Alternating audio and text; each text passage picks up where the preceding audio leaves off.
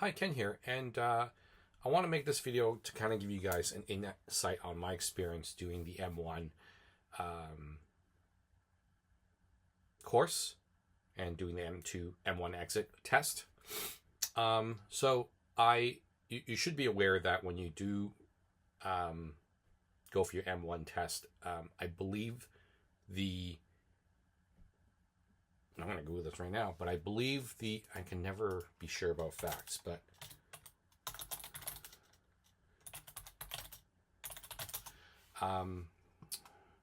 your M1 is valid for 90 days.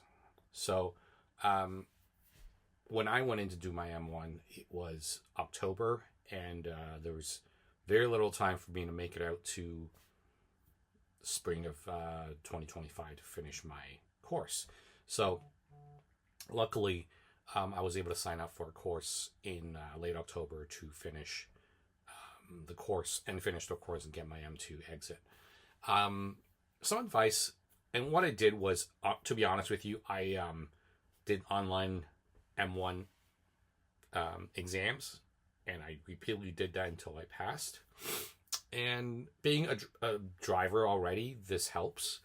But the one thing I do want to mention is that there are questions on the exam that are very specific to knowing numbers, like how many feet should you stop behind a streetcar track, and that's like it's not common knowledge at that point. So I would just recommend, if you already have a G, you already drive, get those facts and figures kind of sorted out, and the test is really great for that. If you just do like an online test, you're able to know what those numbers mean, where they apply, and do that. So despite all the studying or the online test I did, it did eventually, I did pass, but I didn't get everything perfect. The one thing that I want to let you should be aware of is when you do go into the Service Ontario, they allow you to retest on that same day. It's an extra $20 or $25, but you do pay a little bit to do the test a second time around, and they do kind of give you the answers. So if you get wrong, if you get something wrong, make sure you note those answers. And if you feel like going 2 rounds on that test, do it. It's not the most ideal, but you'll still walk out with an M1 test if you pass the second time around or third time around. So it's not really a big deal. If you are starting from scratch and you're not a driver, it's going to be a bit more tedious, but most people already have their G, I think, before they go in for their motorcycle written license. So once that was done, I signed up with RTI. I worked with RTI. I had RTI instructions in Guelph, and it was a good course. Like, they do they do make you to push a bike, and having done this before previously, I did my first M1 M2 exit course at Humber, and this was probably beyond.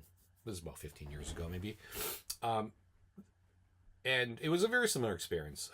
Both were great. I think RTI and formerly Humber College I had a great experience with them.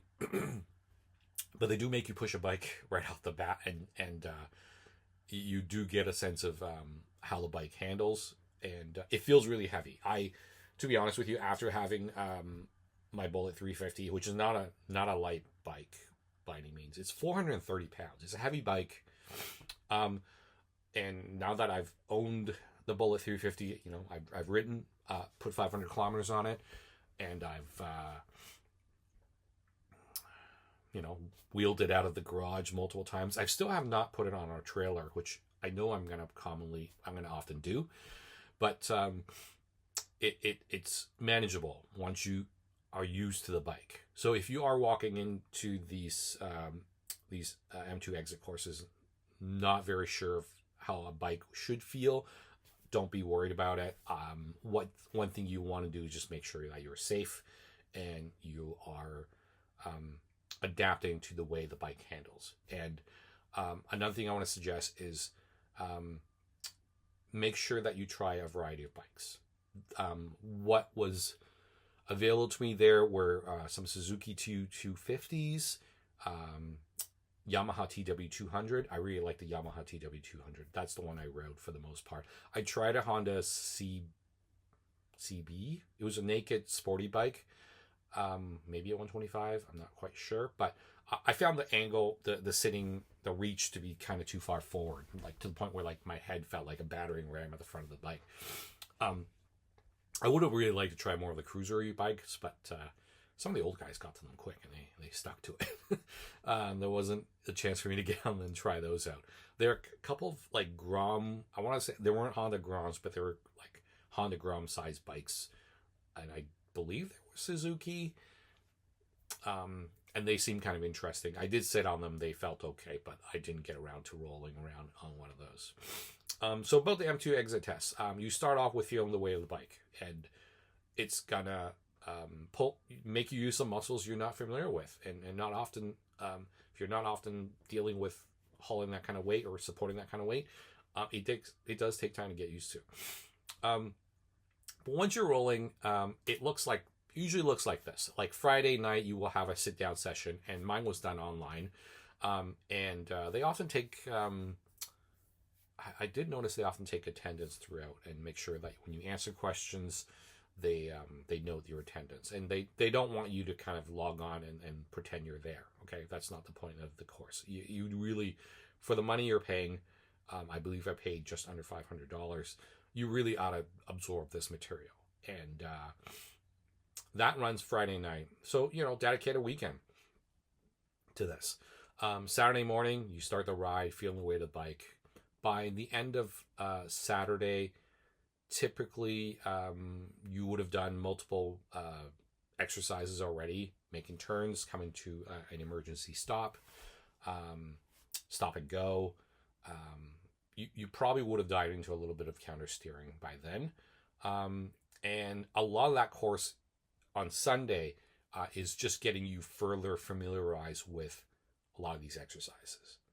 And Sunday is generally like the best time because you've already kind of gotten used to your bike and you're ripping around parking lot, doing the exercises. It's just refining that, and really is just like Sunday is like logging butt time, doing a lot of these exercises and getting them kind of ingrained in your reflexes. And then the M2 exit test is at the end. It takes about 2-3 hours, and everyone's kind of lined up. My class was about 20 people. I want to talk about equipment too, but gear. But once you're done that, they sit you down and they grade you, and you get a pass or fail. And all you really want to do is make sure you get your M2 exit out there, and it's done, right? So gear wise, I had an open face helmet with a shield. I got it. I didn't buy it with the intent of using it for a motorcycle. I just happened to have an open face helmet, and I was kind of admittedly in a bit of a rush to get this course done. But it served me well. I did have a face shield, so I wasn't hitting any bugs, but there weren't a lot of bugs to consider worry about because it was already late October by then. And I do recommend a full face. If you can rock a full face, do a full face. Mine was open, and I do want to say that like in late November or spring would most likely be the best time to be doing these courses. When I did my time at Humber, it was dead heat, like middle of the summer heat. I had a jacket loaned to me that wasn't able to cool me very well. So yeah, bring some extra water if you're doing this in the summer, but generally in the fall and spring is the ideal time to do this. And you will probably get into a bit of a spring rush. I think a lot of people off for that, to do that in the spring, and so you can get the bikes and go rolling around. So the weather is something to think about. Boots, leathers, boots, gloves, jacket are all the things you require, and if you can wear jeans, jeans are totally okay. Boots, though, they do stress that it has to be a durable boot that doesn't have to, like the elastic. A lot of Bloodstones have these elastics on the side which expose your ankles. They don't want that, and you don't really want to be bashing your ankles on the first day of the course.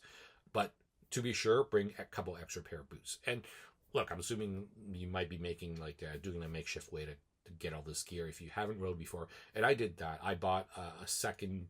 I just happened to walk into a thrift store and found a motorcycle helmet, jacket, on my second visit to a thrift store, because I was browsing and trying to find something durable I could wear for the course. I did end up finding a motorcycle jacket that fit me well. And I did buy a pair of motorcycle gloves. And that was it. That's all you need to kind of get started going on that. And don't go. I mean, I wouldn't recommend you going crazy on getting all the high end gear. Just something that you feel like is comfortable and is going to allow you to be safe when you're doing these courses. Yeah. So that was kind of my experience with going through my M2 exit test. When it came to the test, it's nothing that you haven't done for at least 3 hours on Sunday. So once you pass that, you've got your M2 exit. You're going to get a notification that you get a certificate within days after, and you bring it into your Service Ontario to get a paper permit, which is valid with your regular photo ID. And then in a matter of, we had a Canada Post delay. So they do eventually send you a full license with your M2 license amended or added on. So eventually you do get a card license. And that's all to it. That's all there is to it. I'm trying to think if there's anything I missed as far as some tips. Advice for that. Bring lots of water. Bring lots of water when you're on there doing these things. I think that's pretty much it. I can't think of anything else I could tell you about these courses. But look, all in, I believe I paid about $30-40 for the M1 exit. The gear, they do recommend. They have recommended vendors. Usually if you go on, the RTI website has recommended vendors on where you can get gear. And they do mention specifically that if you buy gear online from Temu or Amazon, be very careful of what you're buying, because some of that stuff is can be a little dodgy. So that leads to another thing. When you do buy motorcycle gear, go and try these things on. Don't try to order them online. It's not very useful that way, and when you have to deal with returns, it's a mess.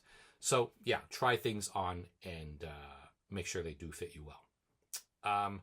Motorcycle gloves, helmets can be a little snug when you buy them new and you're trying them on, and that's totally okay.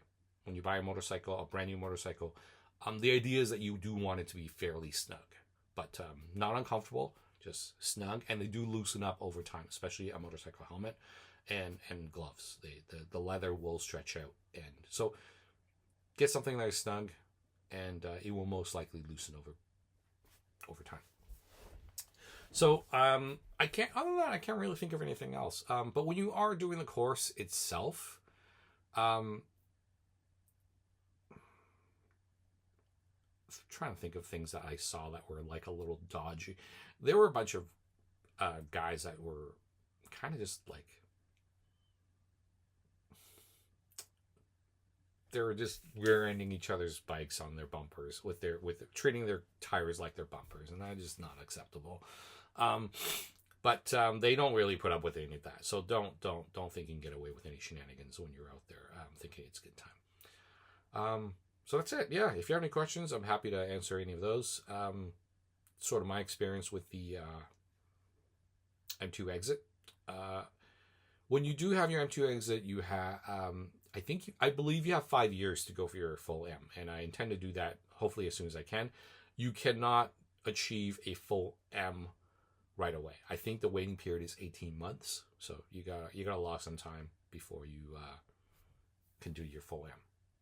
And my intention eventually is to do a course, possibly through RTI again, just to have that course under my belt. Oh, and they do test you for your full M on that weekend. So that's my intent down the road. But I did sign up for a roadworthy course in June of this year. I'm all for learning things, and I signed up. It's a 2-day, I believe it's a 1-day course, and you are required to have your own bike, and it's not for like a test or anything. You're not getting a license out of this. It really is just to just get some professional insight into how I'm riding, and hopefully break some habits and pick up a few things, and just gaining that general experience would be good. So that's what I'm doing come June, and maybe I'll expand on that a little bit closer to the date. I think this video is running long enough, so I'm going to leave that there. That's all I can kind of say about the process so far and the experience. It's been good. These instructors are real good at breaking things down for you, and very approachable, at least at RTI. So very good things to say about them. They did a great job. So yeah, I'll end it here. Leave me some comments, feedback, questions if you got any, and I'll see you later.